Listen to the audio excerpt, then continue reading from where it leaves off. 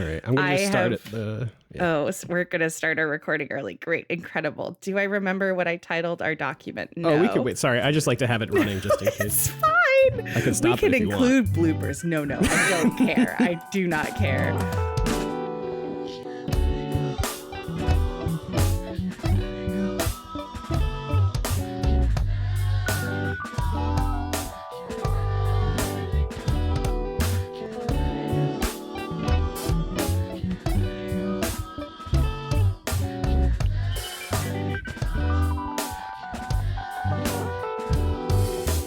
Welcome to Can't Let It Go, an audio PowerPoint party about the things that we didn't need to research but did anyway. I am AC. I use they, them pronouns. And I am AJ. I use any pronouns. They, them is fine. He, him, she, her, whatever. Gender is not real. Who? Wow.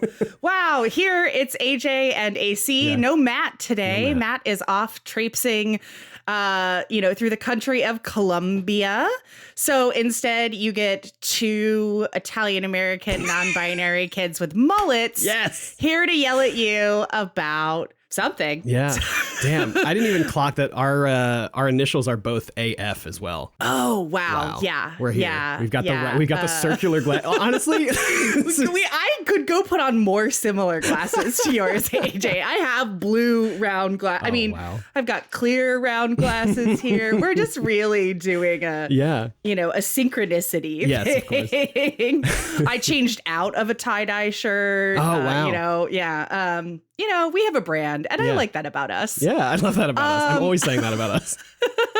AJ, want to introduce yourself? Tell our friends who you are. Hi, I'm AJ Fileri. I'm a podcast producer and host. I work on so many podcasts, several on this network, Into the Aether, Frog of the Week, Paws and Claws, the Gone But Not Forgotten Asynchronous, the Here and Unforgettable.zip, and then a show that was networkless called 10 Very Big Books, where we talked about the Malazan Book of the Fallen fantasy book series for 4 years. Wow. It was so much. So if you ever want to get into that series, the podcast is there and I'm on it. So amazing. Yeah. I'm really loving .zip. That's like the newest of these projects, technically, yes. right? Yeah. Is newer than Paws and Claws. Oh, yeah. .zip is so fun. It's about, what is the tagline?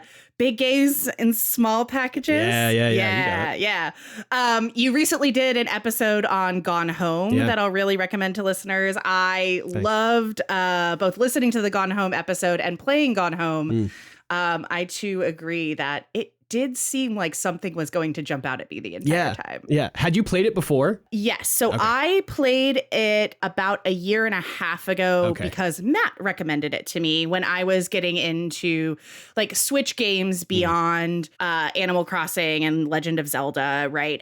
Mario Kart, the top three, the big three, if you will. Of course. Yeah.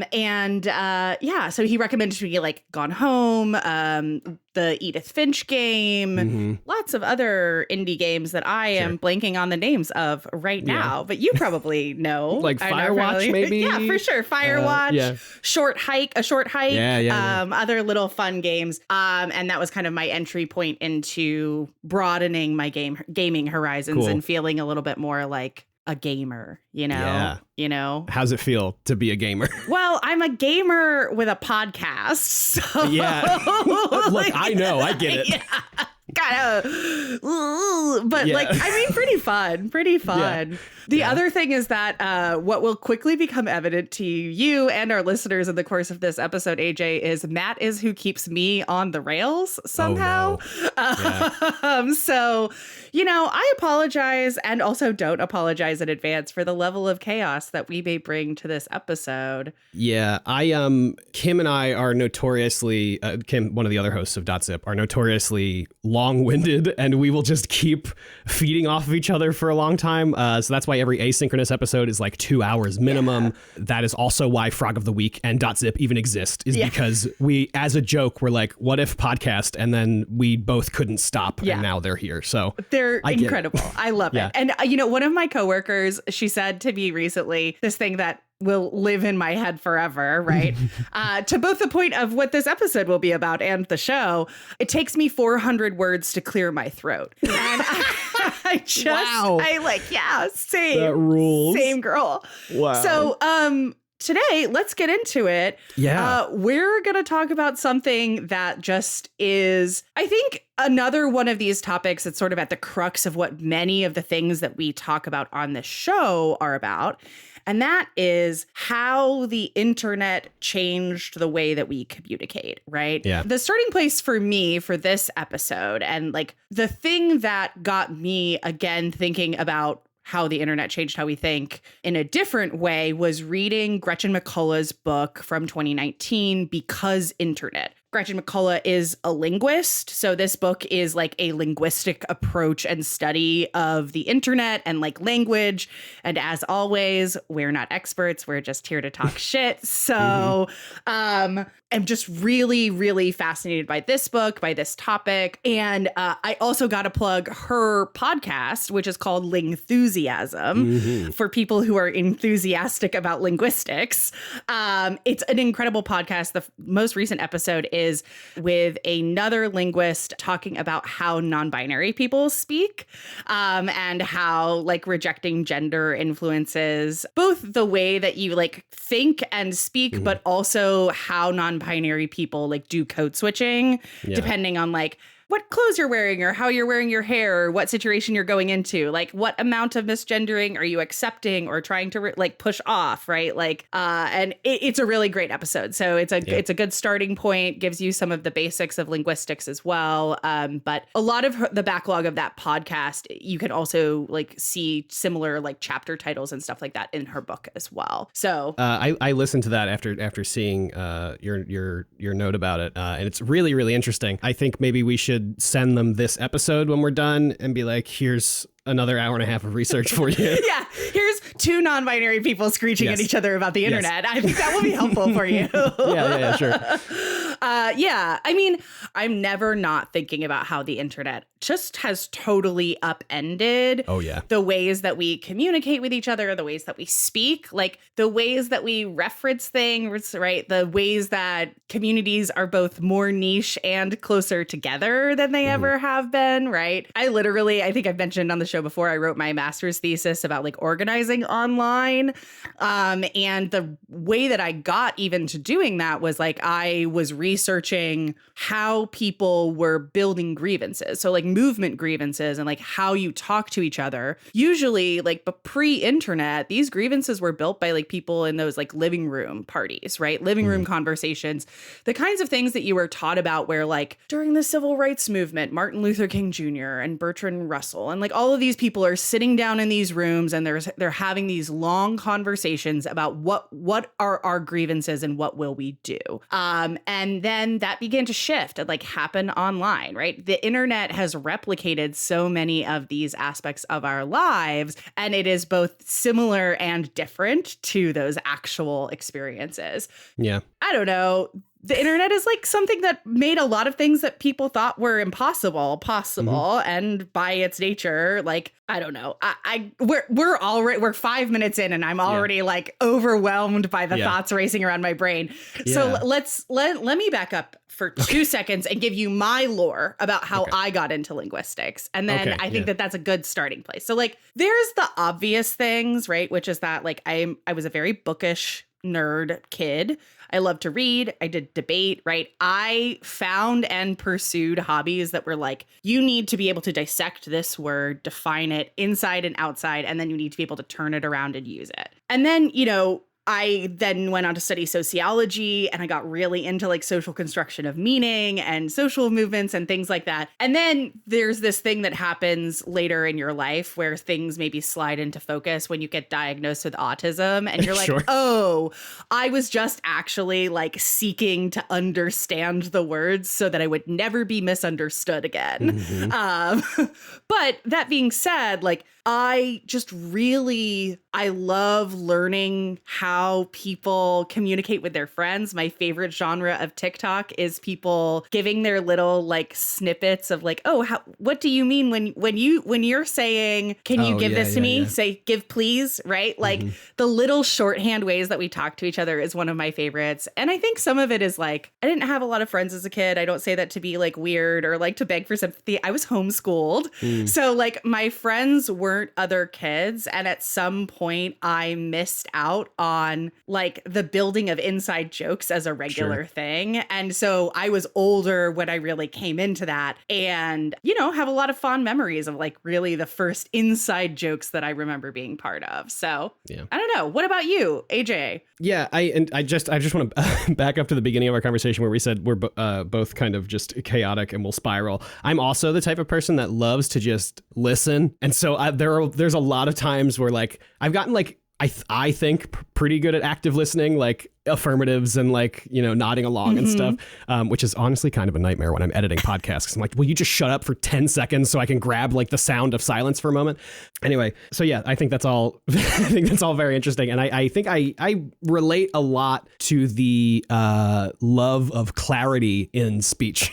And so I guess I don't really have specific like lore moments. I have a really hard time reading and stuff for enjoyment. I have read some books, and like I said, I read the Malazan series, which is a 3 million word fantasy series, only because I had to for a podcast. And I would not read them ever otherwise. Not because I didn't think they were good. I thought they were great books, but I just like can't stay in that headspace for so long. I can only read on vacation. And so in like a week, I'm like cramming as many small books as I can. Anyway, all that being said, I love building vocabulary. I love having clear ways of speaking. But I do think like the one moment that kind of crystallizes whenever I think about my interest in language and how it is formed and stuff is I think there was an Adam Ruins Everything episode about language or something along those lines. And somewhere in there, he says something akin to language is molded by humanity, not the other way around. Yeah. As in like the meanings of words can change if society just decides like this is what this word means now.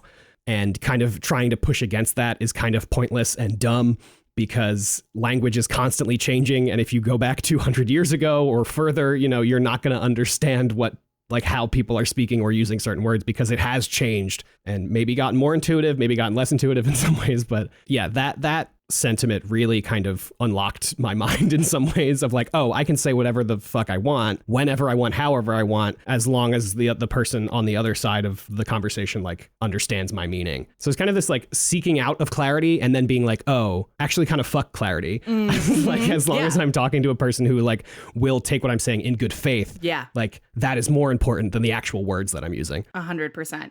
I guess my one other curiosity is I know that some of this for me came from growing up in an area where there's a very strong regional dialect, but not having a family who was part of that dialect. So I grew up in Oklahoma, but my parents are both from New York. My father is from New York City. My mom is from upstate. And my dad sounds like it. He sounds like he's from New York, right? So I grew up with a relatively like neutral accent and also like a sort of like weird, I mean, this is not super important, but like grew up with like a weird rejection of the Southern accent. And I think like as a lot of people, you know, have changed my opinions and politics about how we dog the South and what we, you know, y'all is just as good. Actually, y'all is better than many other collective nouns, right?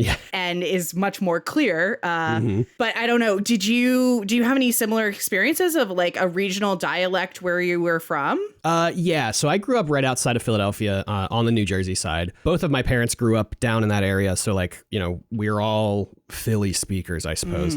But it wasn't really until I went to college in North Jersey, same state, 2 hours away, completely different regional accents. It's South Jersey absorbed a lot of the like Philadelphia ways of speaking, and North Jersey is very much New York ways of speaking. And so the big differences are like I grew up saying wooder. And like I have soft D's, so even when I said Philadelphia, it's like Philadelphia, like Elphia instead of Philadelphia. And then North Jersey is, you know, like coffee, chocolate, water, stuff like that. And so that was like the first time I ran into like, oh, my way of speaking is not the same as everybody else's way of speaking. Because, you know, I grew up around a town of people who, I have a friend who would always say, when we would say wooder, he'd be like, oh, do you want some H2 oak? Like, it's like a tree. I'm like, very good, very funny joke. That's but also, this is just how I speak. Please stop making fun of me. Yeah. I really was like, I'd never say y'all in my life. And until I was like maybe like 19. And then I really just totally reoriented myself and was like, oh, actually, there's no one way of communicating is inherently better than the other. I think that's the other thing. Right. And so I think this is a good a good segue to kind of bring us back to Gretchen's work. Gretchen, like, I'm going to use her general chapter markers to try to keep myself on track. Right. Sure. Her starting place for this book is sort of like the difference between formal and informal, both speech and writing, right? So like... Sorry, he was trying to eat a piece of glass. Jesus Christ. Cooper. Glass? Okay, sorry, I just thought of, do you remember the Liam Kelly Kyle muffins video? Oh, yeah, of course. Glass muffins. Ouch. Okay. Ouch. Yes. Okay. Incredible. We're right on topic, actually. So one of the things that Gretchen talks about is like this difference between informal and formal communication, right? So this rejection of y'all for me is like really rooted in this, was really, I know now, rooted in this idea that like formal language is better, right? It is better to be more formal, to be more proper, to use English well, like to use grammar well, right? And like this like idea of like, oh, I'm cool because like I'm so into grammar that I correct people's grammar all the time, right? Yes. And like that is not a fun person to be around, right? And the thing that is the entry point here is that the internet fundamentally opens up this entirely new realm of informal writing, whereas before most people were primarily writing when doing formal writing. And so do you want to read this quote? Oh, yeah, absolutely. Okay, cool. The internet and mobile devices have brought us an explosion of writing by normal people. Writing has become a vital conversational part of our ordinary lives. What's changed is that writing now comes in both formal and informal versions, just as speaking has for so long. So, That's a good quote. Yeah, right. And so what she's explaining here is that when we talk to each other, you know, we don't talk to each other in a vacuum, right? She writes about how, you know, you don't talk to someone with like a bag over your head and your back turned away from them. You talk to someone, even us recording this podcast, right? We can see each other face to face. We can hear tone indicators. We can see facial cues. We can see body language, right? When we have informal conversations with our friends, there are other things like overlap and like, you know, excitement, multiple people, side conversations, right? Yeah. All of these things help give us the sense of what kind of setting we're in. And the internet, right, just totally blows that up in some ways, right? Yeah. So it takes this sort of, she uses a matrix structure of like spoken informal language is like conversations or talking to yourself or talking to your cat, you know, if you're me. And formal conversations are like speaking engagements, right? Getting up on stage or going on the radio or on television, acting, a political speech, all of those, right, are formal, you know, settings, the kind of things that you have to do in like your persuasive writing classes in high school, right? Whereas written formal stuff, right, is books, articles, static websites, things like the New York Times, newspapers, that kind of stuff. And written informal is now the large portion of what we consume: text messages, chats, right? Social media, your diary, your notes app, any sort of like journaling. I guess that's what diaries are. I don't know. Is journaling diaries for boys? I don't know. Maybe journaling's not for boys. I think so. When growing up as a boy, I do think like whenever I had a thing, it was a journal, but you know, I also wasn't in touch enough with myself to like write a thought down. So hey, you know what? That's okay. I wasn't in touch with myself enough to write a thought down until literally this year, and I'm 34. So like, yeah. Nice. All of this stuff is just like fun. So one of the other things that Gretchen says is, right, this quote, "We write all the time now, and most of what we're writing is informal. They're quick, they're conversational, and they're untouched by the hands of an editor. If you define a published writer as someone who's had something they've written reach over 100 people, practically everyone who uses social media qualifies. Just make an announcement about a new job or a new baby, right? Some personal news, right? Yeah. There are even, right, like these shortcuts. And so in linguistics, those shortcuts are called like fadix or fadix. I actually have no idea how that's pronounced. I've only seen it written down, and now I'm terrified. Matter, AC. Okay, it doesn't matter. However it doesn't you matter. say it. Okay, perfect. But things like, hey, how are you? Right? I'm not actually maybe asking literally, how are you doing? Hey, how are you? Good, thanks. Mm-hmm. It is a shorthand way of communicating a sentiment. And so some personal news, right, is now one of these, right? I'm saying some professional news, right? Like there are riffs on it. It's a simple way to indicate like what this is going to be. I did a thing. Yeah. Stuff like that. Yeah. I did a thing. What a millennial thing to say. Yeah.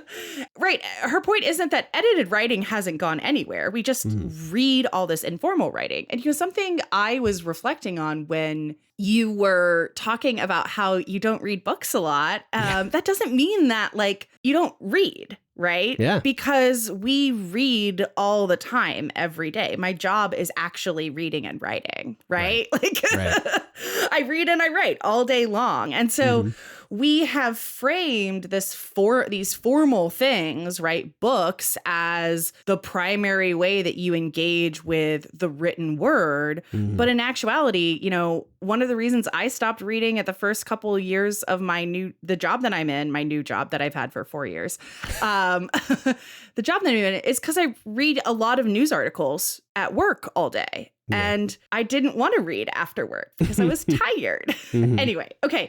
So we've gotten away from the internet a little bit because I was venting about my own personal life. Oh, it's good. It's good. I want to get us back on track by talking about a term I learned from this book called Familect. So Familect is the term for like in-group speech, right? Whether it's with your family or your friends.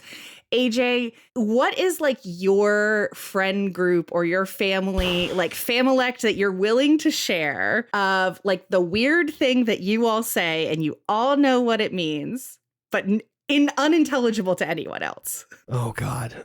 I don't know why I didn't think about this beforehand. I like saw it in the note and I was like, yeah, honestly, I think with my family specifically, I think we don't really have much like, I guess, Familect. I think like a lot of the stuff we're saying is very kind of like formal, for lack of a better phrase, I guess. I'm not trying to like blow my family up. But like when we're hanging out and we're like joking and whatever, it's just like we're just like talking about things that are happening. It's not like we've developed these inside jokes. I guess there is like a phrase that I guess, yeah, okay. Part of me was like, it has to be a made up word, but that's not true. There's this a while ago that I lived in South Jersey, whatever. There was this terrible storm happening. It was like 2002. The Ring had just come out on VHS and the news was like, hey, the power might go out. So like, be ready for the power to go out. And my sister was like, well, if the power goes out, we can watch The Ring because it'll be real scary because all the power's out. And so that is like, and obviously you can't watch the television if the power's out. That's not how VHSs work. Gen Zers. So like, that's just the thing that like will come up anytime it starts raining. It's like, oh, well, if the power goes out, we can watch The Ring. That's really funny. That's a really good one. Yeah. We have so many of these. One of the things that is very true about me is that I very much do like the referential speak, like quoting things and referring to things constantly. And, that comes from my family. Both of my parents really do that. So there is one that I'm thinking of right now, just because my mom is staying with us right now and I hear her do it often. And so if someone says any of the words in it's a thing from like the 60s, slowly I turn, step by step, inch by inch. It's from something that I don't even remember what the reference is, right? Yeah. But anytime someone says like slow, like turn it slowly, right? Or like step by step, right? Somebody in my family is going to go, slowly I turn, step by step, right? And there are so many of these in my family. I mean, I think the other examples of this, like to your point about like it has to be a made up word, is like, what does your family call the TV remote? Do they call it the TV remote? No, we call it a remote. Yeah. Yeah. So my family does too. But my partner's family calls it a clicker. A clicker. Exactly. Right. Yeah. My partner's family is from, South Texas. So the beeper, like the clicker, I've heard all sorts of things, and some of these are like regional things that map regionally. And some of them are like your family made up a weird word for them. Right. Yeah. Sometimes. Right. Yeah. I think thinking more about this, me and my brother have a lot of this. Something I talk about all the time is that I'm the youngest by 8, 10, and 12 years. So a lot of my childhood, my older sisters were in college and then moved out. And so me and my brother were kind of, we were the ones spending time together.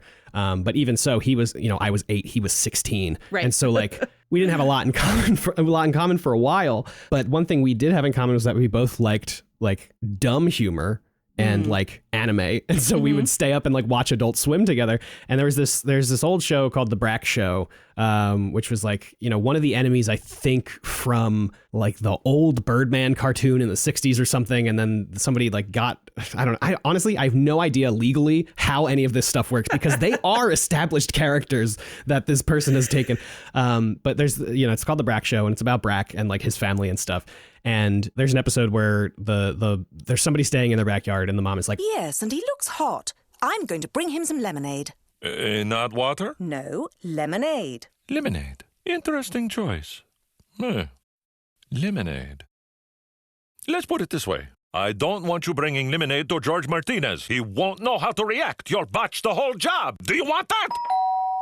And so like me and my brother all the time will say to each other, "I don't want you bringing George Martinez lemonade just because of that." And like nobody else gets it because that show was, big in 2001 and you had to be up past midnight watching it. Yeah. And B, like my parents weren't watching that, so like we'll just like go back and forth with quotes from those shows with each other very often at family functions. Yeah. I mean, and this is sort of like exactly the kind of thing that linguists talk about in terms of like how these Familects get built, these little moments, right? But also the ways that like, so are you familiar with the concept of like strong ties and weak ties? I feel like this is like a thing that they talk about in your like Psych 101 classes.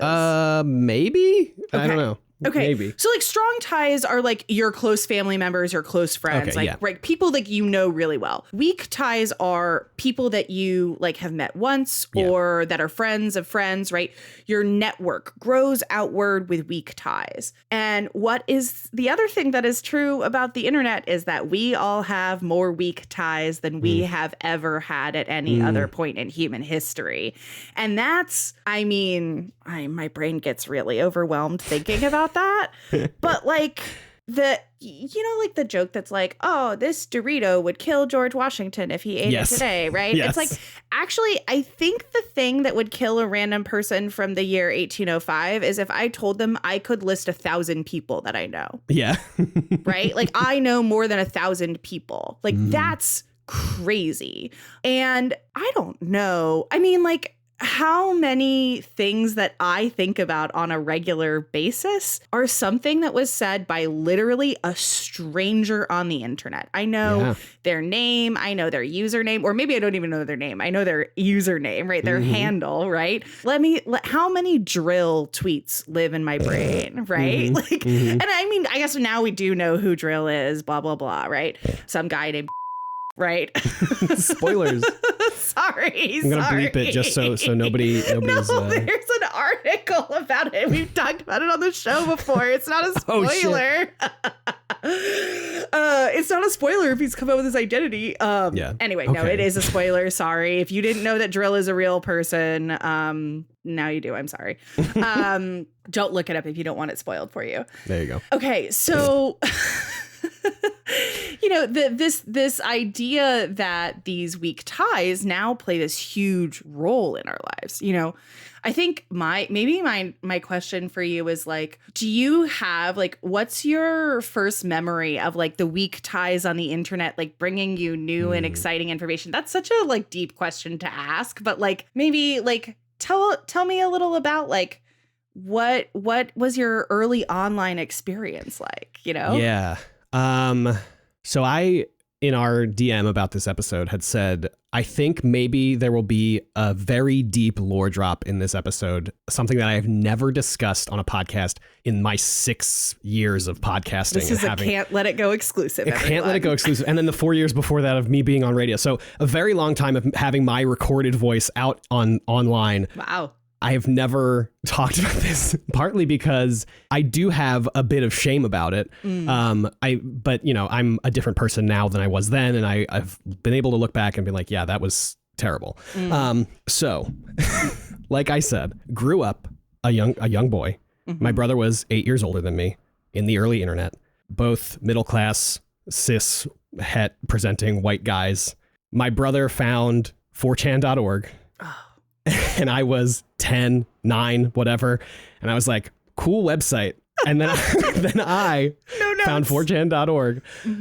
And I spent many, many years on B, which is just like the random, you can post whatever you want, like thread thing on 4chan. And so a lot of my I guess, quote, weak ties weren't even necessarily like I knew these people or I knew these people posting, because that website in 2004 or 5, whatever it was like completely anonymous, and still is to a large extent. But now they have at least identifiable, like it's the same anonymous person. Like you can tell because there's like strings of letters and numbers. But before it was just like, this is an anonymous person. No way to associate them ever. Like it could be one person in one thread just replying to themselves to make it, whatever.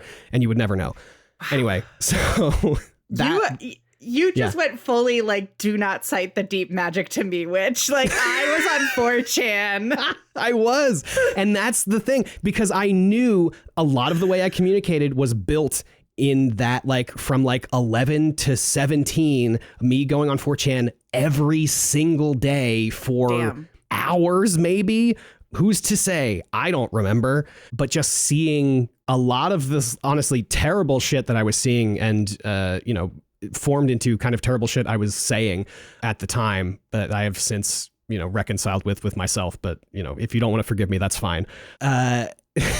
But yeah, so just like that was, it really like shaped the way that I spoke for a very long time. Yeah. And it was a very hard thing to grow out of, honestly. Like even in college and stuff, like I basically stopped going on it, not, maybe for a specific reason. I don't really remember.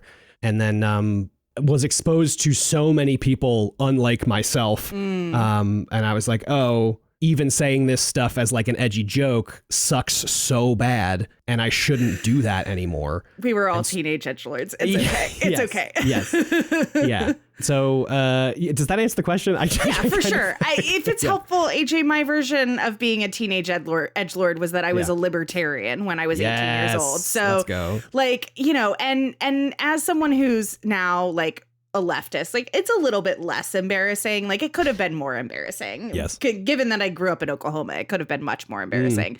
But like I say that to say there's nothing that you need to be forgiven for. That's okay. Like, I think like I had no idea about that, like totally anonymous, like you could just continue anonymous replying. Yep.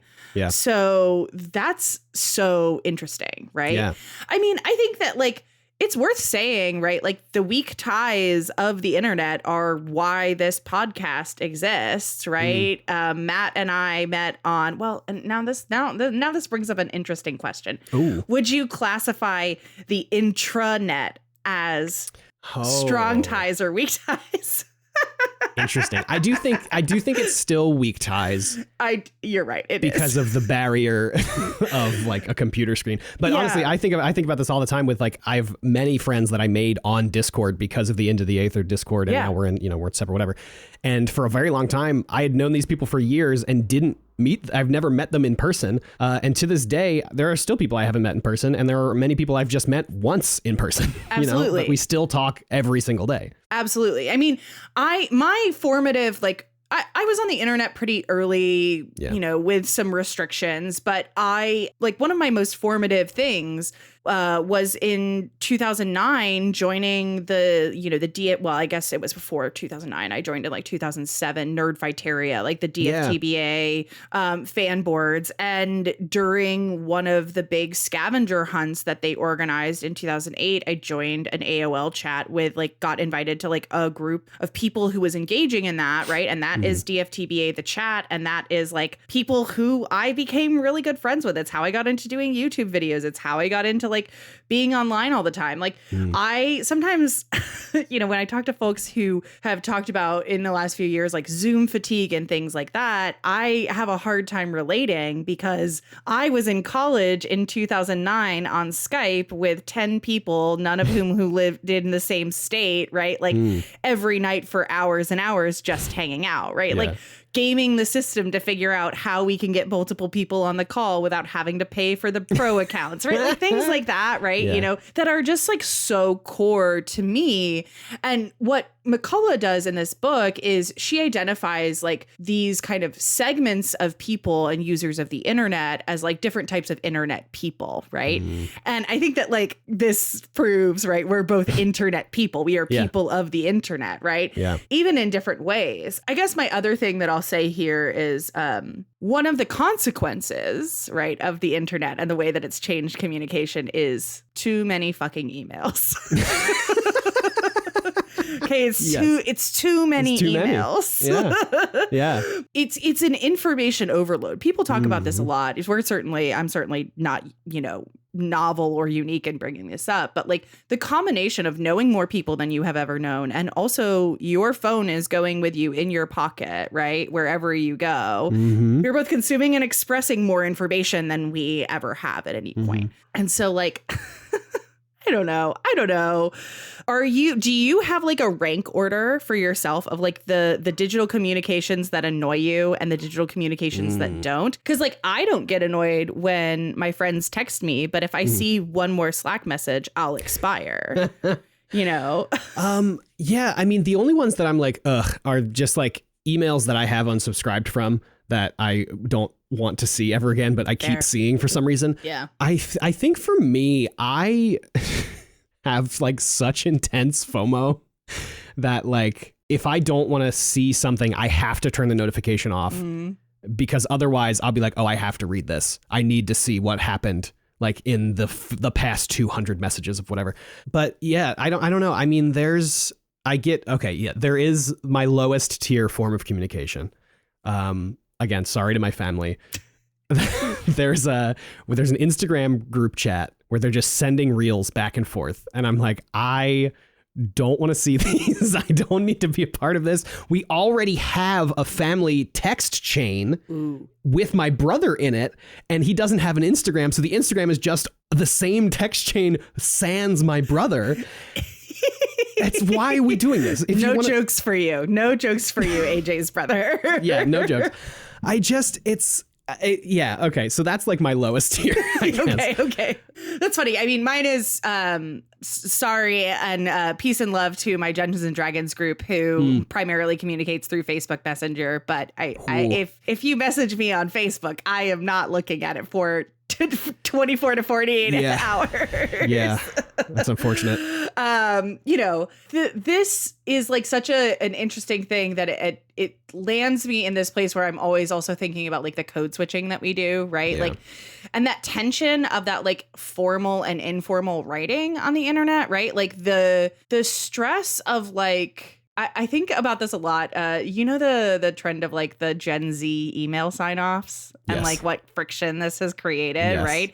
Yeah. In these really informal in tone email sign-offs, right? And like they are supposed to be funny. They are a joke, right? It is like a funny little thing, right?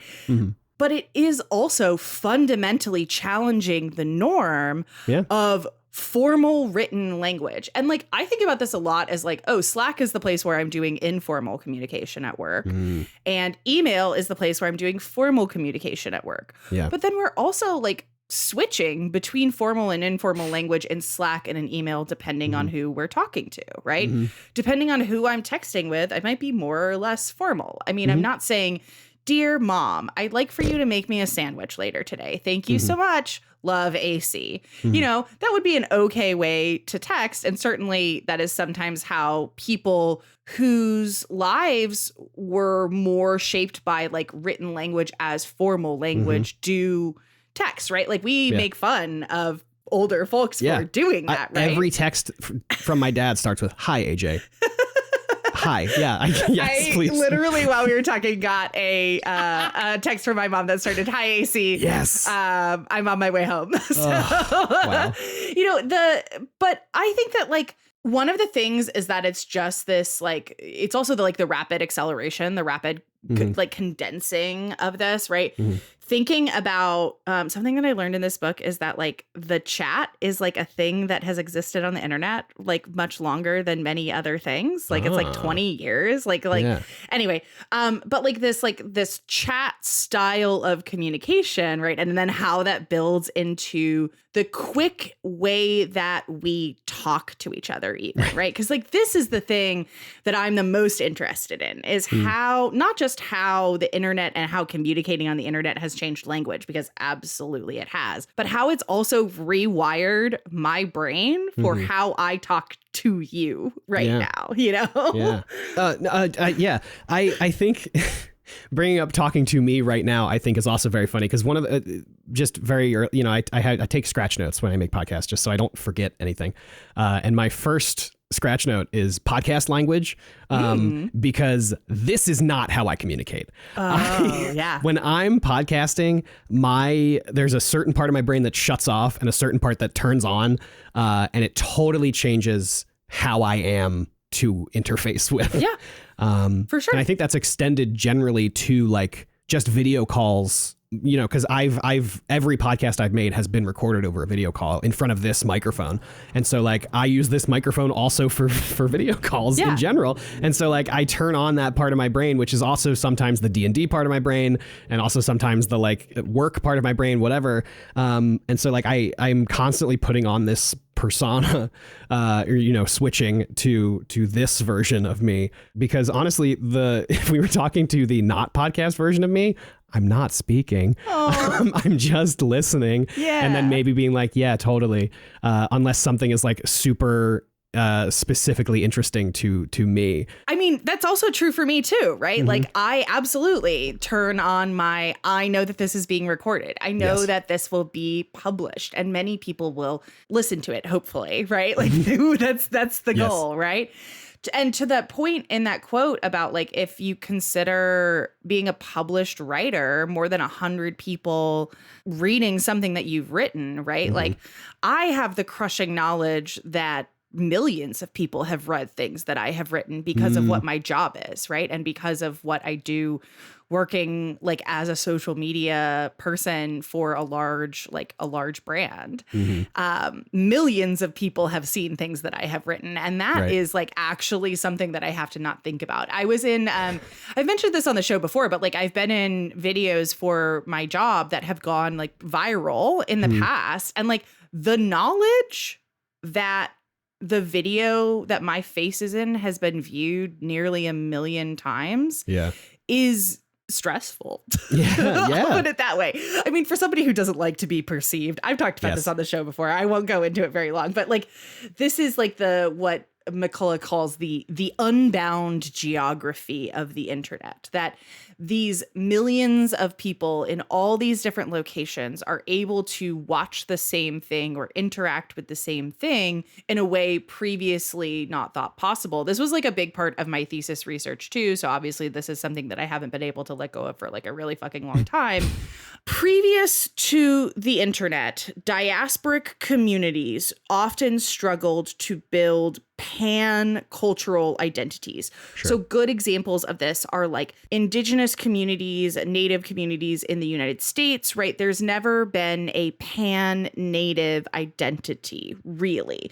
And there still sort of isn't, like that's still up for debate within the scholarship, but like this is one of the things that gets pointed to in like sociological like studies of the American Indian movement as like one of the reasons that it failed. It failed to create a pan-native or a pan pan-Indian identity strong enough to mobilize people to take action, right? But now the internet is connecting diasporic communities in this new way. It's literally recreating geography by creating these like virtual third places for people from diasporas to connect. And so what happens is like more opportunity for people to actually build those pan-cultural identities, right? More opportunity for me to relate to someone both who is more similar, you know, how do we wind up with two Italian-American non-binary kids with mullets on a podcast, right? Like, yeah. And that's easy. It's a podcast. That was a given. Right?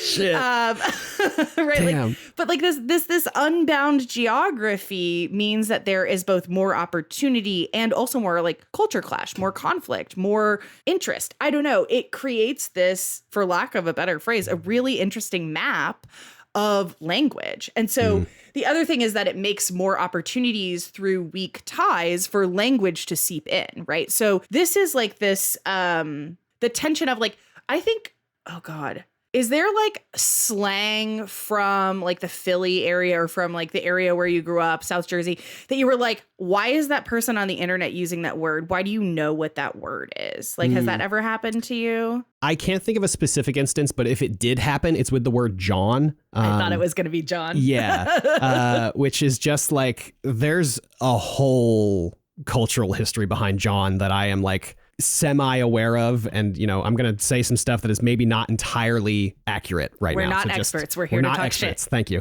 But John basically can mean literally anything. Like John is a noun, right? It is a noun. Yeah, I'm gonna go get in the John, go to the John and get some John. Like it can be all of those words. That is not how you would use it in a sentence, right. But it can be all of those things. And so, you know, I frequently use it as like when I can't think of what a word specifically is, and I'm like, I gotta go grab the John, you know, stuff like that. But so I probably at some point have seen somebody on the internet or on television use the word John, and I'm like, who are you?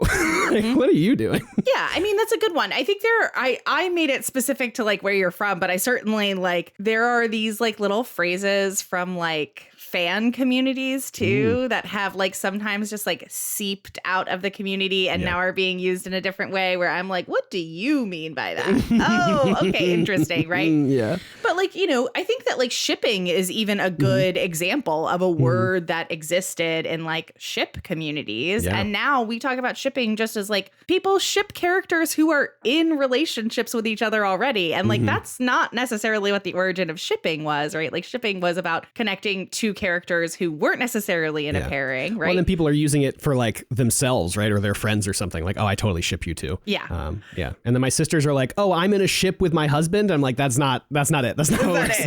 No. Sorry. No.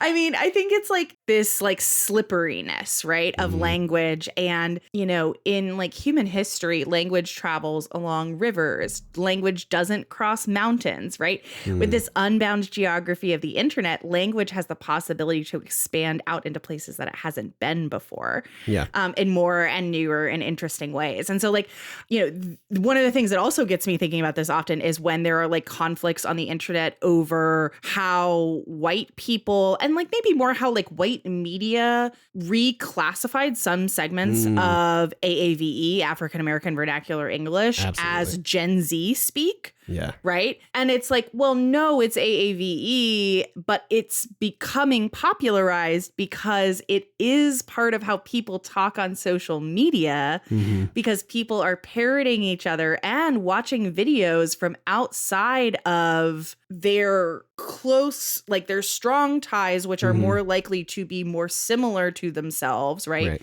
You're seeing things from people that you have weaker ties with, right? You're seeing things that you might not otherwise see. And I don't know, is it a pet peeve? I don't know if it's a pet peeve to be like, it both is and isn't Gen Z language, right? Yeah. Because I think like the other thing is like, I hate that we're like, it's not Gen Z language, it's AAVE, as though there aren't like kids who use AAVE who are in Gen Z, because there certainly are, right? Yeah. But like, it's also that there's this, there's another like, you know, element to it too, which is like language is a big influencer on age because, you know, none of us just fell out of a coconut tree. We exist in the context, right? Like that that has always been. Come on. Sorry. Oh, no, it's good. I love it. This is the second episode in a row that I've made a reference. Did you say that last week? Oh, my God. I didn't even clock it. Sorry. That was an unnecessary cackle. Anyway, so all of this gets more complicated, right, by like a lack of tone and gesture, right? You see the rise of emoji, and I think like we recreate tone and gesture. We say /S for sarcasm. We say, LOL. Open parentheses, derogatory, close parentheses, Yes. right? Like complimentary, right? Yeah. We find new and fun ways to do tone indicators, but I think I just want to jump ahead. I want to get to the real fun stuff. Sure. Let's talk about memes, guy. Let's go. Okay. So I love this quote from the book. Would you care to read it? Yes. What's cool about informal writing is that once we had the technology to send any image anywhere, we used it to restore our bodies to our writing, to give a sense of who's talking and what mood we're in when we're saying things. Crazy. Love that. Love the idea that memes, me sending my friends a meme is restoring my body to my writing. Yeah. I think that that's so fun. Essentially what McCullogh is saying here, right, is that when we were only able to text each other things, right, we were having to come up with more and more creative ways to do this like tone and gesture indication. This is where emoticon comes from, right? Emoticon, different than emoji. Yes. If you know, you know. If you don't, you should look it up.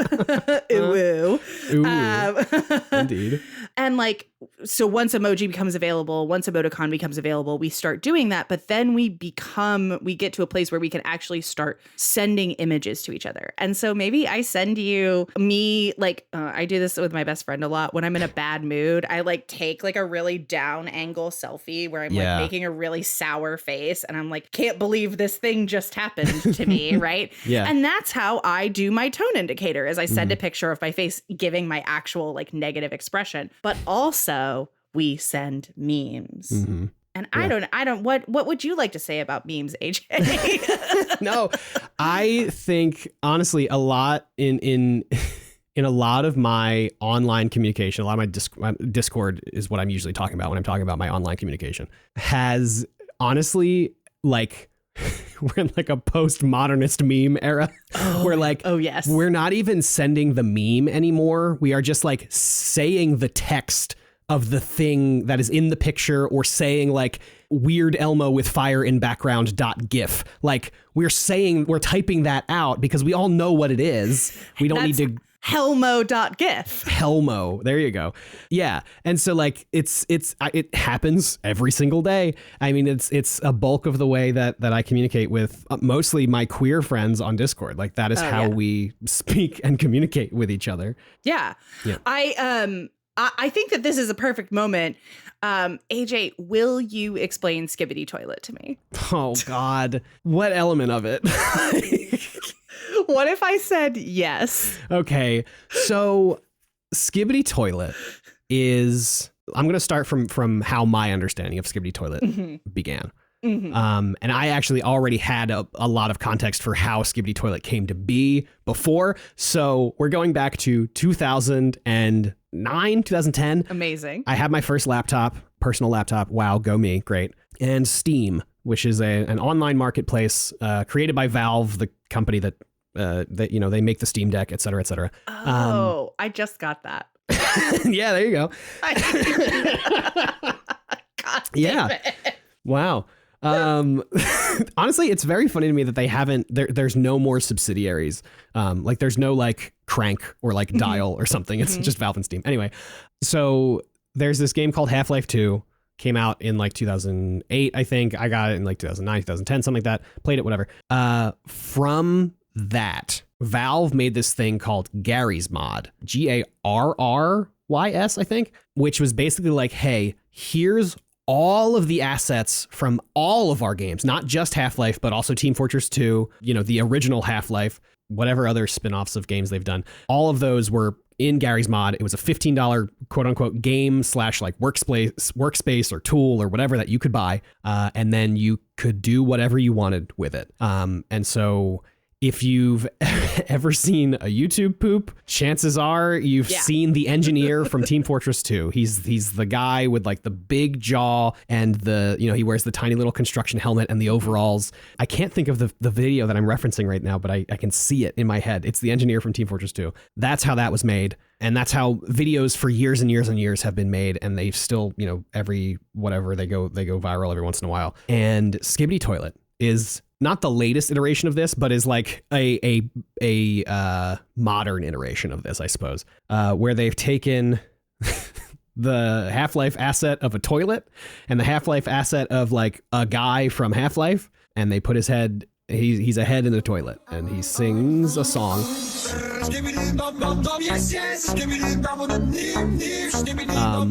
That says the word skibbity a bunch, right? It's been colloquially termed Skibbity Toilet, and there you go. And so that was like 2 years ago or 1 year ago, whatever it was, that I was like, oh, I'm aware of this thing. I understand that it exists. I personally have a lot of context for this. I understand that like when my 14-year-old niece starts saying this, my sister's not going to understand what she means. And even if she shows her, she's going to be, what the hell is this? Yeah. So whatever.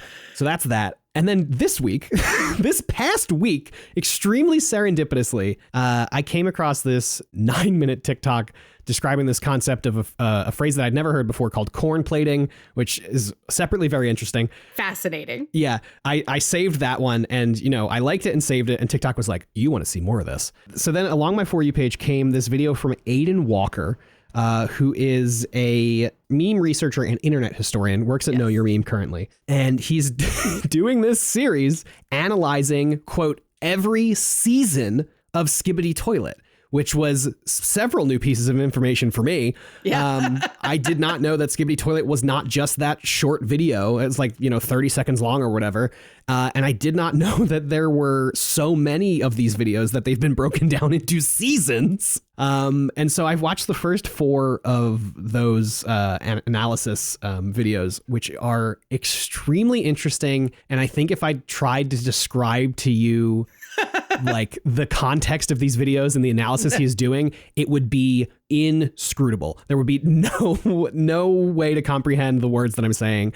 But basically, Skibbity Toilet is this anti-government, anti-establishment, anti-internet YouTube series that was created on Gary's Mod within the last couple of years. Yeah. Incredible. So what's actually really funny about this is that I didn't tell you that I actually had gotten that video, Amazing. The first part of like the Skibbity Toilet explainer in my FYP already. I had bookmarked it and I just hadn't gotten a chance to watch it yet. So nice. Thank you. I will go into this with a much more informed moment. But, the reason that I bring up Skibbity Toilet is because it is like, I think the most recent example of like the thing that is incomprehensible to adults that children are obsessed with. Right. And when I was thinking about like, what was this for me?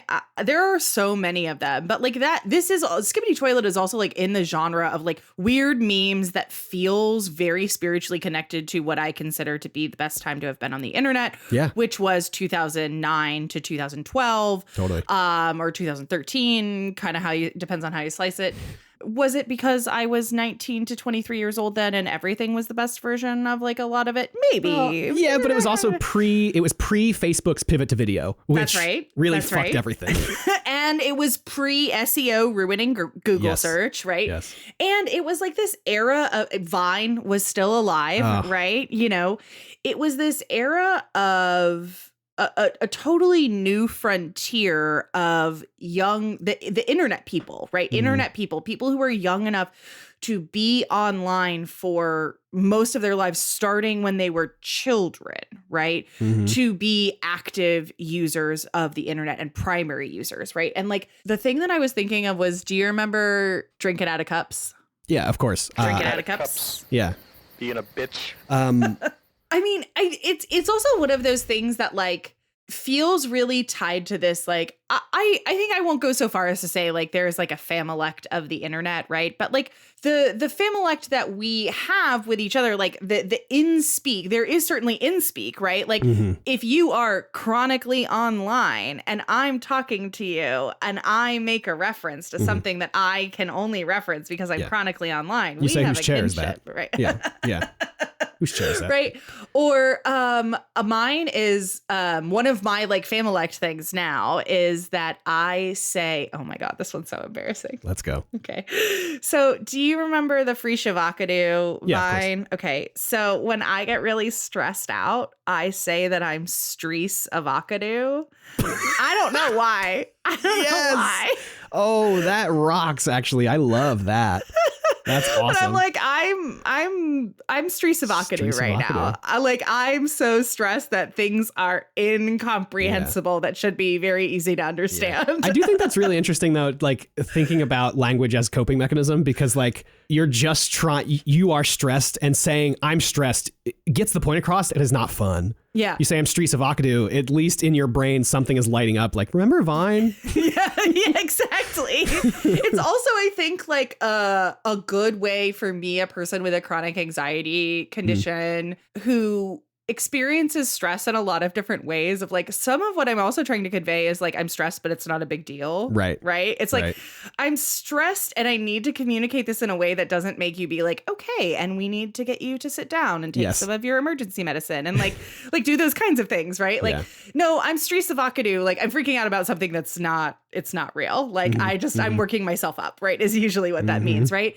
And like that only exists because of memes, right? Like I think what some of my favorite, like, I love meme dump posts in like friend groups when somebody's like, when I'm having a bad day, I don't say to my friends, like, send cute dog pics. I'm like, send me your memes. I want to see your meme folders, please. Like, send me what you've got. You know, the number of times in a meeting I've had to stop myself from saying, go piss, girl.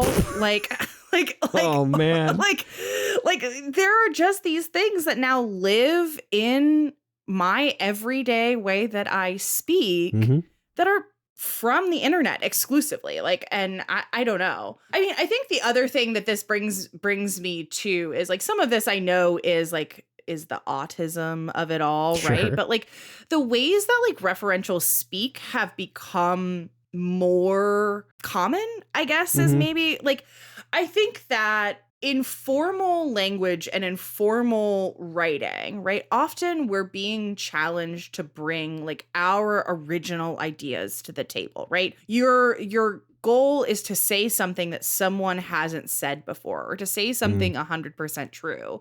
But like in informal writing, like texting with my friends, I'm just talking, I'm just vibing, you know? And like, I do it all the time. And it's whatever I've been listening to recently, right? But now it's like, feels like it's not as weird. I'm not a weird kid because I only speak in quotes from that one show. Yeah. Something else to add to the non-binary Italian, anxious all the time and afraid to lose train of thought, I think. Tummy problems? Yeah. Yes, very much so. Wow. Is that this referential speak? But I think it's a way to instantly get another person to let their guard down in some ways, which is, I think, a thing that a lot of older generations, ours included, I think, have a hard time doing. But like, I think the way that like Skibbity Ohio, Kai Cenat, like the brain rot, quote unquote, speak, like over the worms. Yeah, well, the worms, yes. Like overrules all sort of like social hierarchy and like I'm not in school right now, but like I know that all of these kids know these references and all of them know it. And so I have to imagine like if somebody in your math class like Skibbity Ohio, every single person in the class is like, yes, totally, I get that as well. And I think it's just this interesting thing that like we as millennials had every once in a while. I think the generation above us probably had, even less so, and the generation above them probably never. I don't know. Yeah. Like we're all thinking about World War II. Like, is that what your like referential speak is? Oh my God. Sorry. Sorry. But like you for us said like Elvis, but no, World War II. Just straight to World War II. Yeah. But like, for us, it was like when Friday by Rebecca Black came out, like that was you like this viral moment, but like things don't have to be viral moments anymore because of scare quotes, actual real life scare quotes, the algorithm.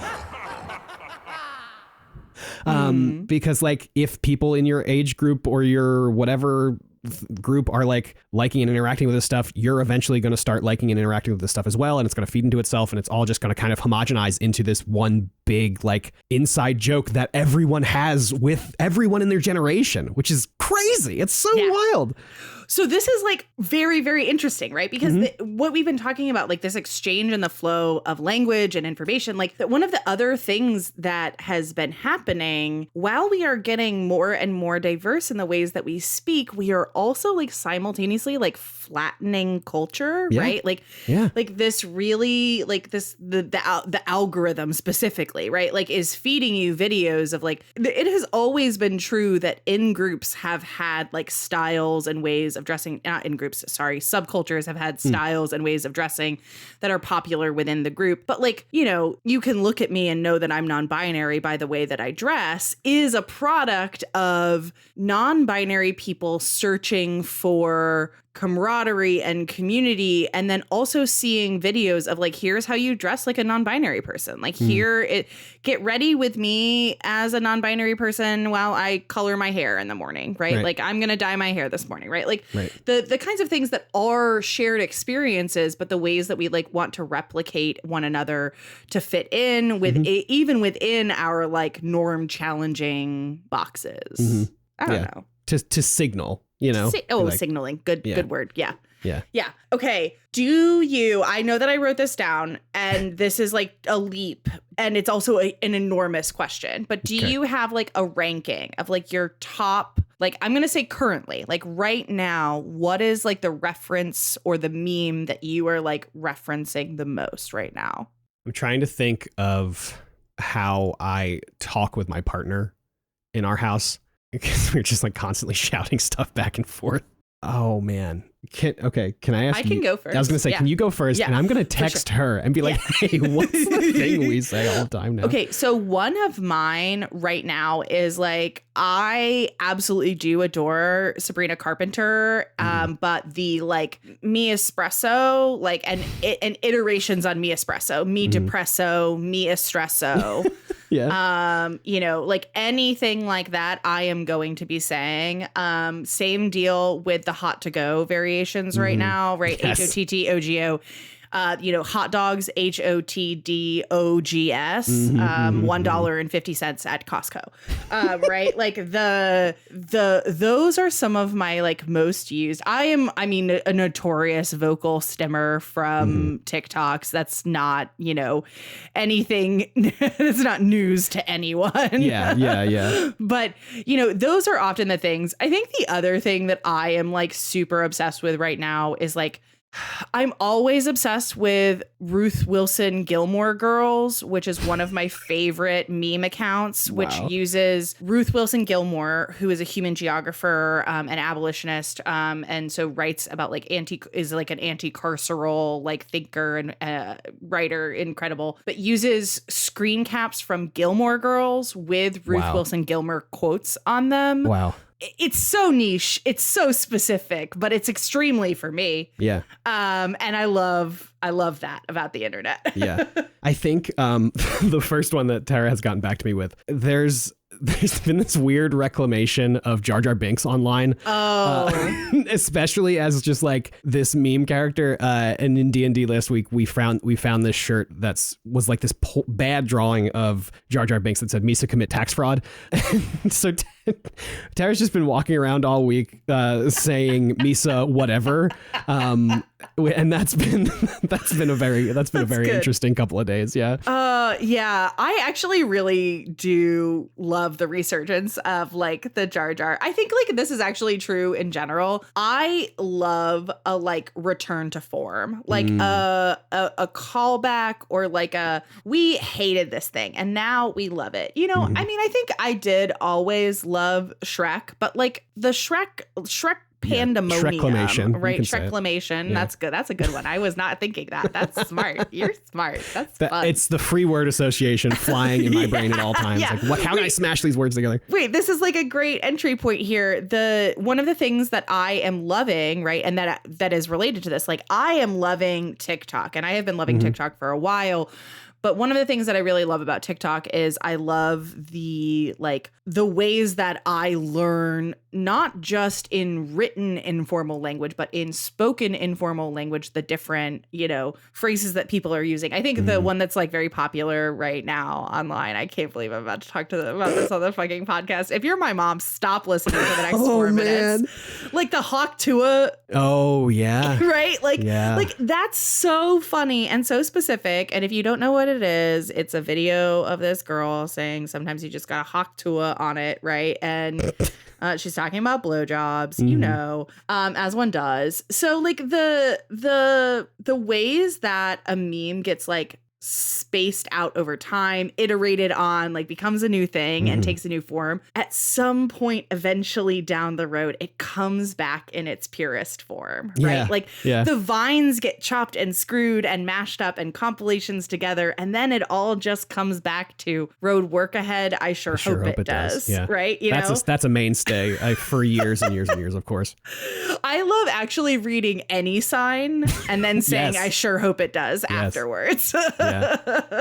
Have you been seeing these, not related to, well, maybe, I don't know. Have you been seeing these AI extensions of famous vines? They're horrifying. They're so scary.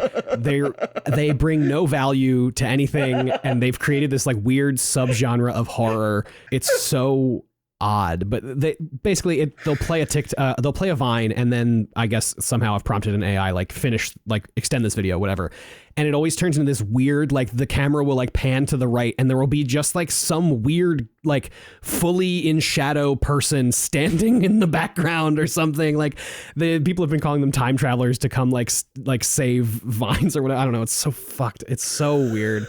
Oh my god, stop. I can't remember your song. Sorry, that's how I feel in this moment. Yeah, I'm sorry. This is a really like a good example for me too, is like just saying the phrase of a vine, right? Like is like, oh, this is a way to like connect with a person. They have seen this thing, to the Streets of Akadu point, right? Like they've seen the vine. They know, they can picture the original in their head. And I mean, this is also like if we were to even start talking about deep fried memes, which I'm not going to try to touch with a 10-foot pole right now. Although I've been taking many notes this whole time, but several of them have been about this podcast called Never Post, which is about like online communication. And they talk about the correct ways to send emails. They talk about the car as a third place for making videos. Oh. They talk about kids dressing like their parents, like specifically young women dressing like their moms. And that is another thing they talk about is, what did you just say? I forget. Oh, deep fried memes. Deep fried memes. Yes. They have a whole thing about deep fried memes and the audio versions of that, where there's the one TikTok, there's a girl walking around and her audio is always so fucked up loud and like clipping, and she says something, she's like, oh hey, how's it going tonight? And they say, oh, it's my birthday, and she goes, today is my birthday.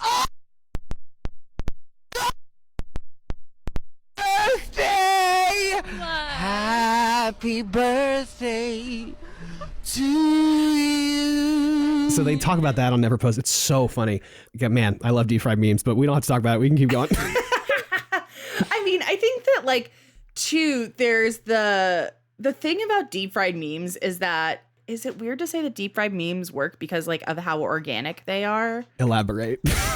It's not organic. They're a wholly manufactured process. We're going to start to walk down the like writing is a technology path here, which is like a part of like linguistics that and McCullogh does talk about this in the book, but like writing is a technology. And so when I say organic, I don't mean in the like meat suit way, which I even hate using that phrase, right? Although I was thinking about that phrase earlier because they use that term meat suit on the episode of Lingthusiasm that I was listening to before this. And sorry, I'm really tangenty. You're today. good. Yeah, I'm doing great. This is how podcasts go. I get it. So the term I like was like, I need an etymology of the word meat space. Does meat, or does like having a meat suit, like does that only exist because we talk about the world offline as the meat space, right? Like, and I hate both of those terms. I am so sorry that I said both of them so many times. Anyway, AJ, do you ever hang out with people who are like chronically offline? No, I tend to keep those people very far away from me, so that I don't my family, honestly, I would describe as pretty offline. And like I said before, there is like a pretty substantial generational gap between me and my sister specifically, but my brother is a bit more online. But like, it's interesting actually, because I was just at my sister's for my nephew's birthday, and my nephew just turned 6 and his older sister is 8. I hope I'm getting their ages right. But so his older sister's in 2nd grade. She just finished 2nd grade. And so like my oldest sister has now learned the word skibbity. And so like, she's saying it and like as like a joke to like, make your kid upset that like you're saying the fun word that only they're supposed to know, whatever. But it's interesting that like even being so offline as she is, this stuff is still leaking into her lexicon in one way or another. But I mean, I do spend a decent amount of time because we have, like I said, we have that family group chat. So I have a decent amount of time just like having normal conversation. Yeah. Yeah. I mean, when you were talking about the Instagram Reels thing earlier, my thing is always just like, don't send me the Instagram Reels. I've already seen that video on TikTok 3 weeks ago, right? Yeah. And like that delay, right? That framing is so interesting because I also try to remind myself, oh, this person is actually just doing the same thing that you do when you send somebody like 99 TikToks in a row, right? It's like trying to show like, oh, this thing made me think of you and I want to like connect with you because of that, right? Mm-hmm. But I think the thing that I think about when I'm like connecting with people who are extremely offline is the like I lose a whole frame of reference. Like I lose a whole way of like I descend into this goblin who is trying to explain memes to a person who like has no context. I'm like, oh, do you know the thing where this person did this? Okay, sorry, actually, let me recount the whole video for you. And then I have to go through 3 more iterations for me to actually then get to the joke of why that's funny. I've learned to just like, do you get this? And they say no. And you go, sorry. Don't worry about it. And it's like, it's not important. It's not funny. And it won't be funny if I tell you about it. Like, right. And so this is something that, McCullogh points to in the book is this like the diversity of language. What she says is that you never step into the same English twice, right? Or, as I said to you, you never step into the same skibbity toilet twice. Right. Which is like this. The context will never be the same. The context will be different every time. And even if we're talking like within our like more niche communities online, there is always the likelihood that someone who is not in that community is going to read and engage. Mm-hmm. And, I've started to affectionately refer to this as the bean soup problem after the bean soup TikTok incident. Whoa. Do you know about the bean soup TikTok? Yeah, I do know about the bean soup. Okay, if you don't know about the bean soup TikTok or the bean soup incident, right? What if this I don't is like beans? right. Somebody makes a video where Becca Murray is an influencer that I follow and really like, makes a video where she talks about this bean soup recipe that she really loves. And she shares sort of the process of cooking, says that the recipe is pinned, in her link or whatever. And you can get the full recipe on her website. And then she gets an influx of comments that say, what do I do if I don't like beans? I want to make this, but I don't like beans. This looks really good, but what can I sub for beans?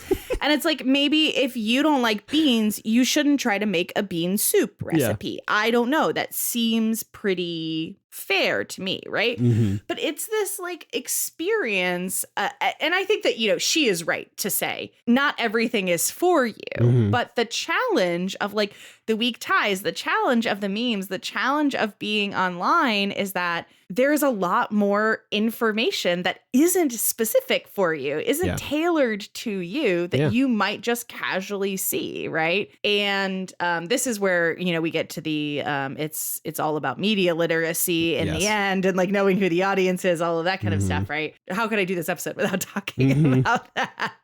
But, I don't know, bean soup. Bean soup. I call this the bean soup problem. Yeah, I think that's yes. It's this thing. I believe it's been coined main character syndrome, right? Oh, yes, where people think like, oh, everything is for me and about me, and my input is inherently valuable in all instances.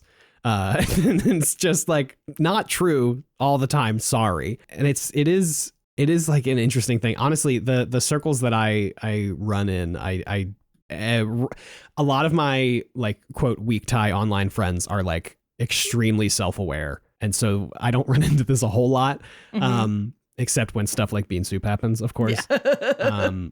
But there are instances where it's not exactly, this isn't exactly the same thing, but there are instances where like I'll say something that to me is ubiquitous. Like everybody knows it. And if I say it, you'll get it and whatever. And then somebody's like, what? And I'm like, oh no, my reality, my experience is not like everyone's. Yeah. It's this like moment of like, you know, having to reset my method of communication and just like being like, oh no, how do I communicate with this person who doesn't even know what this thing is, you know? Yeah. Okay. The last piece of this conversation that I couldn't let us get away without having is how conversations have changed and the chat. Okay. So chat, how has conversation changed? Okay, so that's exactly what I was talking about. Yeah. Have you seen the TikTok where the teacher talks about how her class is like, why do you say, hey, friends, every time you see us? Oh, whoa. No, and I haven't. She says, why? What else should I call you? And they were like, you could be like, hey, chat, how's it going? And that blew her mind. I mean, it also blew my mind, but it also makes sense. I don't know. So like what these kids were referring to here, if you're not familiar with the idea of like, you know, the chat, right, is like streamers, you know, or I mean, even us when we're like refer to the Discord, that's our chat, right? Like when shows on the worst garbage are like, oh yeah, we join us in the Discord, that's our chat, right? And you are interacting like both on screen and in audio and with the written messages, informal language written messages coming in through the chat. You acknowledge, oh, hey, chat, how's it going? Chat, throw a like on that. Chat, you know, do X, Y, and Z thing. And I mean, it gets more complicated that you're more of a like gamer streamer person than I am. You got thoughts about the chat? No, I mean, I think, honestly, I think you've set it out pretty concisely. Like it is this idea of like kind of a homogeny of a group, right? Like where you're whenever people are sending messages in the chat, very infrequently I think are bigger streamers, because like whenever I stream or whatever, there's like maybe max 20 people watching, and so it's very easy to keep track of individual people. But like when there's, you know, I don't even fucking know who a big when Kai Cenat is streaming, good one. And you know his chat is just like flying by, or like Hassan when he's streaming, his chat is so crazy fast. Instead of like pulling out individual people and being like, oh, this was a good point, there's enough people in the chat that like 30 people are going to say generally the same thing or whatever. And it's like, oh, chat, that's a good point. And you're just like referencing everyone as an individual now, you know, I mean, which is not new to the English language, of course. But this new way of referring to people is, of course. I don't know. I think it is really interesting, but I think I mean, this is like the whole point of the episode, right? Just like the internet influencing how we speak to each other in real life. And like, I wish I had a more coherent thought, and I probably do, but like right now I'm just thinking like, this is such a wild thing. And I personally cannot imagine bringing my online life into school. Like I can't imagine being able to communicate with all of my peers in such a way that like the whole class is like, yeah, you should call us chat. And we will all understand that. It's just so, I used this word before, but it's just so ubiquitous that like everybody gets it. Everybody gets the same joke.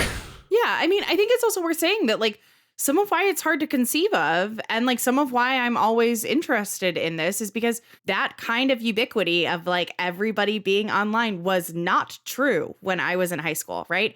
You know, it was kind of weird when I was in college that I spent a lot of time online, right? People thought I should be spending more time like hanging out in the dining hall or in like the community lounge in our dorm to like get to meet people. And I was like, no, I'm good. I'm making friends over on twitter.com, you know. I'm running my own little Tumblr and I'm actually like low-key famous there, so don't tell anybody, right? Like, you know, and I wasn't by, I mean, maybe by regional Tumblrs. Yeah, everybody's a little famous on Tumblr. That is how it works. Yeah. You know, those aspects of it were really, really not ubiquitous, right? And it was like I was really seeking out people who shared interests with me. And like one of those interests was like hanging out online, right? Yeah. And I think of that as like a really important part of my personality and like something that like, I mean, obviously it's a big part of my personality because it's literally also what I do for my job now. You know, I liked it so much I made it my job.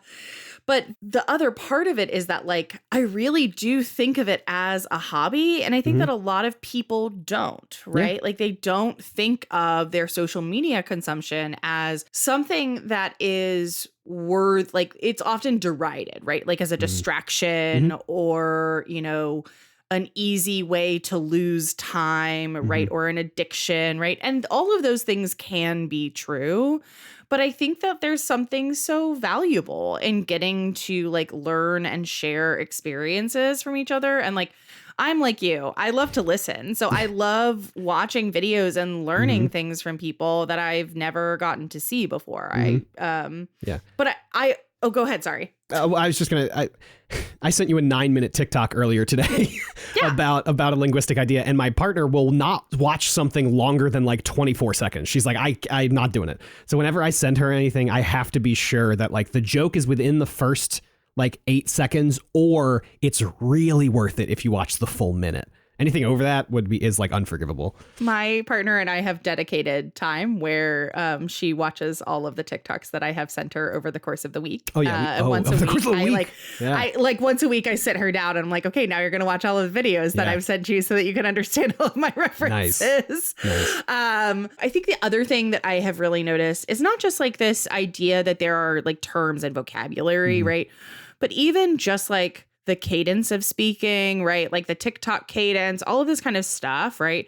Does influence how we communicate with each other. But I also think that the idea of like the chat and the chat being active, right? These side conversations being really active, I see playing out like in conversation. The likelihood that there are like lots of side conversations happening rather than like one big conversation feels really familiar, right? Feels like 2 and 3 people are talking about one thing, 2 and 3 people are talking about another thing. And then it's me just listening in the middle, you know, to both conversations. Bobbing along.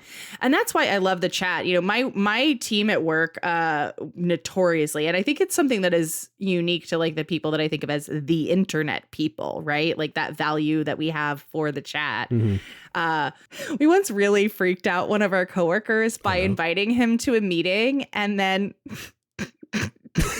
all joining the meeting with our cameras off and just talking to each other in the chat. Oh my God. That's diabolical. That's horrifying. We didn't do it on purpose. I will say, like, it was just like it just happened. It was just a day where like all of us were low energy. And like, this is like a way that we're all familiar and comfortable talking with each other. And like, we eventually figured out, we were like, oh, we're really freaking him out right now. We're so sorry. Because like sometimes we would come on voice and like say a little thing and then mute ourselves again, right?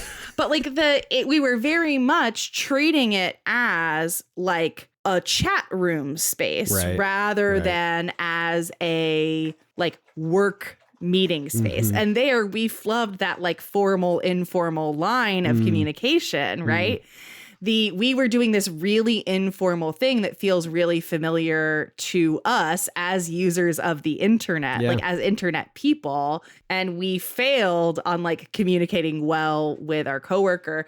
There are other ways that I've been seeing like chat and meetings like be in tension with each other in the workplace recently, which I think is really interesting too, because we've had a number of comments lately of like, it's really hard to keep up with the chat. It's so active during these like larger meetings. And I'm like, oh, well. Skill issue. Yeah, exactly. Skill fucking issue. Yeah. That's a you problem. Right. Yeah. I mean, but it also is sometimes out of hand. Sometimes the chat does, in fact, get out of hand, right? Yeah. My lower stakes version of this is, I'm a freelancer and I work by myself, so I don't have these kind of work conversations. But my version of this is for D&D. We'll be on voice playing D&D.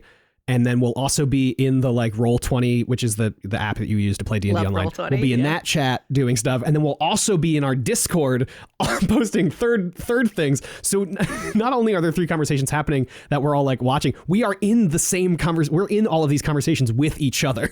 It's the same like 5 or 6 people. You know, I don't know. I once was in a Discord that was an entire... It had a whole structure that was just my polycule, which was only 3 people, right? This is something that is very familiar to me, right? And it was like, oh, there's the text chain, and also there's like this fully built out Discord structure where sometimes we're talking about these things, and like, you know, like whatever, it's fine. We all embody our stereotypes. You know, the thing about this is that I don't think that we have even begun to reach the limits, right, of how the internet will change communication, right? Something that McCullogh talks about at length in the book is like both the newness and the speed of this change, right? And I see that tension really like playing out for people a lot. And it's something I'm worried about and I'm paying attention to. And I am a digital dark age doomsdayer. Sure. I'm really afraid of the digital dark age. One, because I won't survive without technology. I was born in the right generation. Yes. I was not born in the wrong generation. I was born to be a podcaster. Okay. Yeah. But the digital dark age part takes on a whole new meaning for me when we start to think about like when I start to think about the version of a world where there is no longer an internet, but all of us still have this knowledge of these memes in our head, and how incomprehensible some of them already are, and how even more incomprehensible they become when you would have no context for the source material. Yeah, 10 years of digital dark age, and then, Frisha Vakadu becomes just like a dictionary phrase or as something. Indecipherable as hieroglyphics are to me now, right? You know? Oh my God. It's both delightful and terrifying to think that like there are physical artifacts, right, of this time of the internet that will continue to be found, So one of the things that McCullogh talks about in the book is the webcomic, which we didn't even talk about. We haven't even really talked about webcomics. We could get into webcomics. My Google Chrome bookmarks are still, the first 20 of them are still the webcomics that I have not read in years, but the ones that I would read every day. Yeah. I do still think I have XKCD on my bookmarks bar. Webcomics, the webcomic Hark a Vagrant by Kate Beaton, which has this like anachronistic peasants doing these like funny little jokes, these references, this like sort of juxtaposition of the way that we speak in the modern world with this like historic, ahistoric, but like historic kind of like illustration doing these tasks, and then talks about a like cross stitch of a Hark the Vagrant panel, right? And this like there are physical artifacts in the world of internet culture. Yeah. You could buy grumpy cat plates for kids' birthdays parties for a while, right? Like that are so without any context otherwise. Yeah. And I love the idea that when, the apocalypse has happened and aliens come to Earth to bring humans back to repopulate the planet, like our ancestors will have to decipher, what the hell that we meant by clean all the things, Yeah. Shit. Yeah. Yeah. You've unlocked something for me. You've unlocked that thought pathway in my brain. I'm not going to be able to stop thinking about that. That's that's the show. Yeah. Hey, that's so, God, I don't even know if I have anything to say about it, honestly. It's kind of mind-boggling to consider, it's so obvious, but it's also just like, oh yeah, like without access to the internet, how do you make sense of anything? Yeah. No? Anything that has spawned from the internet, I guess I should say. There's lots of ways to make sense of like how to make fire and whatnot. Like those are physical realities. But yeah, you know what I mean. Yeah. Yeah. I mean, all of this to say, I think that, you know, we are at a really interesting and unique moment where the internet has been around for most of my life. Yeah. I hope that it continues to be around for forever, but we are also in this like interesting new horizon of the internet where new restrictions, you know, when we were saying the golden age of the internet, the other things like that we didn't mention, right, are like policy restrictions, right, like real consequences to capitalism, to imperialism, like all of these things that are reshaping the social fabric of these tools and these places where we have these third spaces. I didn't even really get into the conversation of like the internet as a third space. There's a lot of like academic debate about whether or not the internet counts as a third space. We're only an hour and a half in. We can. I'm not gonna go there. I'm gonna say you could read Gretchen's book or listen to Lingthusiasm if you want to hear more about that or learn more about that. Or hey, you could join us over on the Discord. There you go. You could join us over on the Discord, which you can find at theworstgarbage.online. That's where AJ and I hang out. That's where Matt and I hang out. We've had some really fun conversations in the last couple of weeks talking about X-Men. Please, if you have not dropped your fuck, marry, kill of your favorite X-Men into the chat, I would like to know about it. I think that that's the show, AJ. Yeah. How do you feel about it? I feel like I could just keep talking about this forever. Yeah. But I think your instinct to end the show is correct. I think Matt's going to be delighted when he sees the runtime of this episode. Well, I hope so, because we did talk about X-Men for like fully 2.5 hours. So I am like really just very pleased to have done my own rambling for approximately the same amount of time about something that I love. Yeah. Great. Okay. Well, you can find me online at acfacci.com. That's acfacci.com. Great website. AJ, where can folks find you? People can find me in the Discord, like you said. I should have a website again, but I currently don't. But you can listen to me on .zip every Monday, where I talk with my friends Kim and Chase about big games and small packages is the tagline. But what that really means is games that take you less than like 6 to 8 hours, maybe, is the upper limit. So you can finish these games in a night or like a couple nights in a week. Our first few games are like an hour and a half long or less. And I would honestly highly recommend at least playing the game that we will be talking about. The game we talked about yesterday is a free browser-based game about two trans-masked cowboys who are the lookouts for their respective gangs. They meet up and, surprise, they fall in love. They kiss? They kiss. It's not to spoil it, but it's a romance visual novel. It takes you like 5 or 6 hours to like read through. There's like very little actual like quote unquote gameplay, but that's like kind of what a visual novel is. Anyway, that episode came out yesterday, and I would highly recommend you check that out because it's free. And then you can pay $5 if you would like, to support the devs and stuff, which I think you should do, but I'm not going to tell you what to do with your money. So that's .zip. That's every Monday. Hell yeah. I also edit Frog of the Week, which also comes out every Monday, where my friend Kim just talks about a frog for 3 minutes. I produce Into the Aether, comes out on Wednesdays. We talk about video games. And I also produce Paws and Claws, which is a Warrior Cats read-through show that I believe also comes out on Tuesdays. Yeah. So you can tune into that. It's very funny. I just realized this show and Paws and Claws are synced up on Tuesdays right now. So it's a twofer every other Tuesday. Oh, yeah. I mean, our network, we really love Monday and Tuesday releases. That's kind of our deal. But yeah, I think that's everything. I feel like I always forget to plug another thing. But yeah, that's it. That's me. Okay. I'm online. I'm on Blue Sky, I guess, technically, if you want to follow me at AJ Fileri. But I don't really post much. So .bisky.social. .bisky.social, yeah.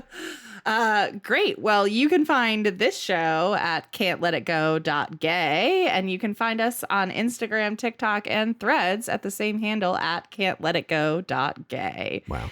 Wow. So thank you. Thank you, AJ, for joining us. It's been such a delight to have you here with us as our guest host for the episode. AJ and I are friends because of the internet. Yeah. We've never met in real life. No. And so, all of that is possible thanks to The Worst Garbage Online. That's theworstgarbage.online. Great website also. You can also join the Can't Let It Go channel in the Discord. The link is it's in many places. Yeah. Can'tletitgo.gay is where you should go to click that link. And then big shout out to the people that help. Scout, friend of the pod, friend of AJ, and on a number of the podcast projects that AJ works on. Yeah, I'm playing D&D with Scout tonight. Perfect. Scout did our art for the show. You can support their work at ko-fi.com/humblegoat. Thank you also to our friend Ethan, who created the music for the show. You can find his work on Twitter at Pragmatism. And hey, next time we'll have a show, but I don't know what it's going to be about. So maybe, it'll be a surprise for me and you both. Secret show. Listener. Secret show. A secret third thing show. Yes. So I think that's about all of the references that we can pack into this 1 hour and 52 minutes of recording. AJ, thanks so much. And I'll, talk to Matt next time. Yeah. And see you in the Discord. AC, thank you so much for having me on the show. Skibbity, Ohio. Skibbity, Ohio, my friend. Bye.